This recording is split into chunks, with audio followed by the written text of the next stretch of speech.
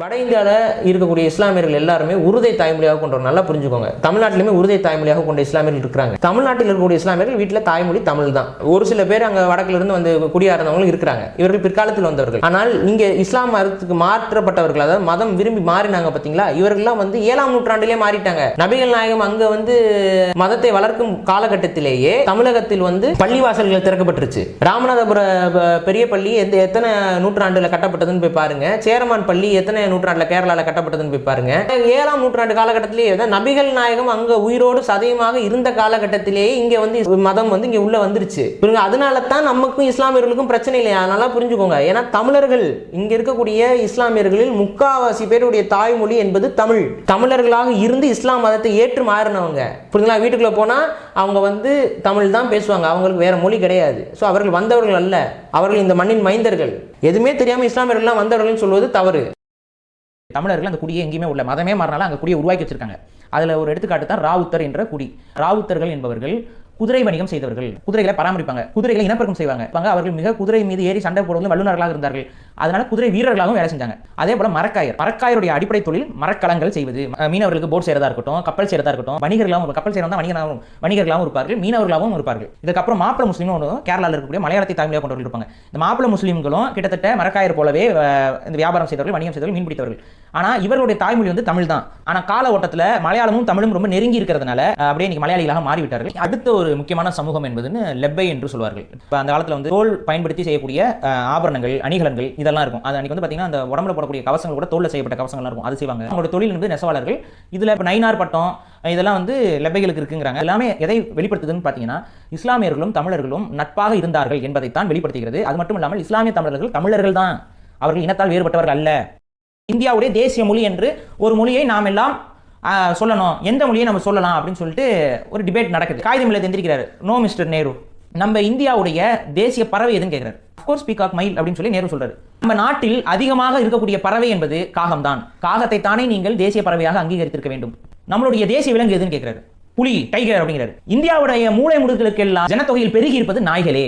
அப்ப நீங்க நாயை தானே வந்து இந்தியாவுடைய தேசிய விலங்காக அங்கீகரிக்கணும். அப்ப பெரும்பான்மை வாதம் இங்கே எடுபடாது மிஸ்டர் நேரு அப்படிங்கறத அவர் பதிவு செய்யறாரு. உடனே காகிதம் இல்லத்துக்கு மத சாயம் பூசுறாரா நேரு. என்ன சொல்றாரு? ஓகே மிஸ்டர் காகிதம் இல்லத், நீங்கள் வந்து உருதை இந்தியாவுடைய தேசிய மொழியாக அங்கீகரிக்க வேண்டும் என்று சொல்கிறீர்களோ அப்படின்னு சொல்லி அவர் ஒரு கேள்வி போடுறாரு. அப்ப காகிதம் இல்லத் சொல்கிறார், இஸ்லாம் எங்கள் வழி, இன்ப தமிழே எங்கள் மொழிங்கிறார். அடுத்து இன்னொன்னு சொல்றாரு, நான் அல்லாஹ் என்று அழைப்பதற்கு முன்பே அம்மா என்று அழைத்தவன்கிறார். இந்த விஷயத்தை சொல்லி தமிழை இந்தியாவுடைய தேசிய மொழியாக்க வேண்டும் என்ற குரலை முதலில் பாராளுமன்றத்தில் ஒலித்தவர் யாருன்னா காகிதம் இல்லத்.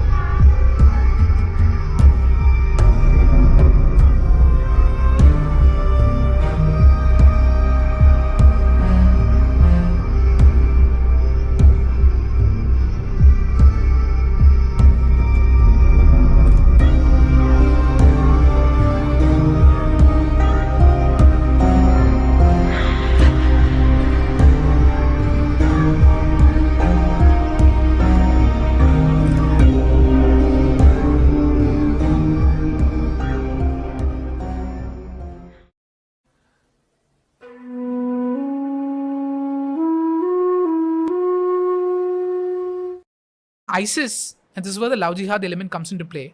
A lot of many Christian women, right, of lower classes, lower sections, they converted. Some of them converted to Islam, went to Afghanistan, went to Syria. Not just Hindu women. Christian women also have fallen prey to it, which is why the church is very much, going on aware of this. And yeah, they take very active role. Vocal about it. The Christian and Muslim community that always used to cooperate with each other, always used to have cordial relations with each other, it's very much gone for a toss. And there are multiple reasons for it. And this actually traces this origin to a very unfortunate incident that happened almost more than a decade back, when a professor's hand was cut off by PFI activists. The Christian church has been very much aware of the role that outsized role of the Muslim community and its influence, especially since the Gulf boom happened, its economic strength and heft has increased. And the Christian community for so long dominated the state economically. They were merchants, they were traders, especially in South Central Kerala. They were very much the dominant class, right? After Babri Masjid, right? There was a lot of Muslim insecurity, right? That Muslim insecurity or Muslim communal sentiment or insecurity has been exploited by creating these sort of radical organizations like PFI. In PFI rallies, the most explicit thing that has happened is that a kid chanted death to Hindus and death to Christians. Okay. So things like that have happened. PFI is an explicitly Islamist organization. There's no doubt about it. So many debates, discourse in Kerala about that being named Shiv Shakti. I mean, missiles are named Agni, Shaurya, Trishul, BrahMos. I mean, if you start, the Supreme Court slogan is Yado Dharma Tado Jaya, right? Right? Are there not explicit calls to references to the Mahabharata, Bhagavad Gita, and entire...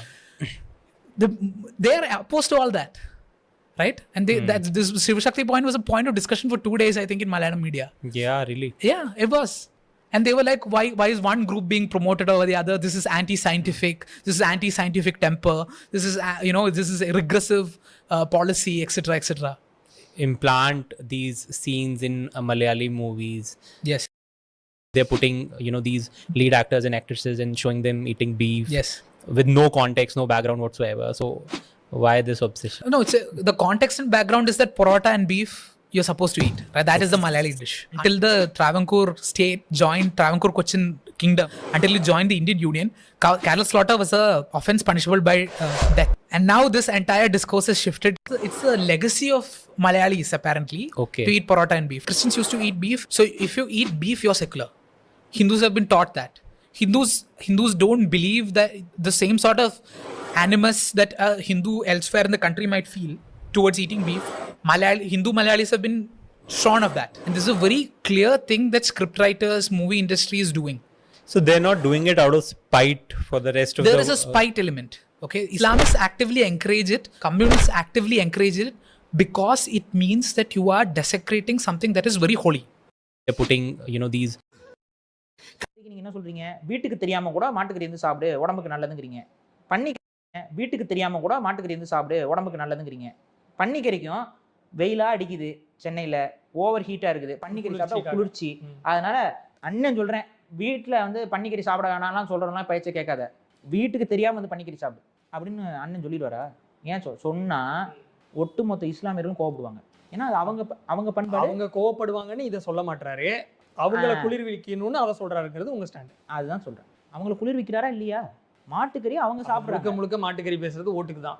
அப்புறம் என்னங்க வேற எப்படி நான் சொல்ல முடியும்? இந்த அரசியல் வந்து தமிழ் தேசியம் கிடையாதுங்கிறேன் நான். அவ்வளவுதான். இது வந்து ஒரு அபத்த அரசியல். இந்த அபத்தத்தை தொடர்ச்சியா நீங்க பண்ணிட்டு இருக்கீங்க மேடைக்கு மேடை. அப்ப இதுக்கு ஒரு முடிவு கட்டி தானே ஆகணும். இதை பேச்சு பொருளாக்கி முடிவு கட்டி தானே ஆகணும். இன்னொன்னு சொல்றாரு, மாட்டுக்கறி சாப்பிடாதவனா நான் மனுஷனவே மதிக்க மாட்டேன் அப்படிங்கிறாரு. அந்த இடத்துல மாட்டை தூக்கிட்டு பண்ணியை போடுங்க நீங்க. போட்டுட்டு அதுக்கப்புறம் போயிட்டு ஓட்டு கேளுங்களேன். இஸ்லாமியர்கள்லாம் உங்களை அப்படியே அவங்க உங்களை எப்படி மதிக்கிறாங்கன்னு பார்ப்போம். आज मैंने ट्राई किया था ये आईडी का मालाबार परोठा जिसका प्राइस है 90 रुपीज़ एंड ये एक पैकेट में 5 पीसेज आते हैं एंड इसके अंदर 2 वेरिएंट आते हैं, एक तो व्हीट वाला एक मैदे वाला। मैंने ट्राई किया था मैदा वाला क्योंकि मुझे प्रॉपर रेस्टोरेंट जैसा खाना था which is quite reasonable and काफ़ी फ्लेकी बना था, लेयर्स भी काफ़ी परफेक्ट थी। आपको सबसे पहले तो तवे पे इसको रख के थोड़ा सा ऑयल या बटर लगा के इसे सेक लेना है। इसे हमें क्रिस्पी होने तक पकाना है क्योंकि उसी से इसकी अच्छी लेयर आएंगी एंड काफ़ी क्रंची बना था। मैंने इसे पनीर की सब्ज़ी के साथ ट्राई किया था, बहुत ही अच्छा था। So you can definitely try this.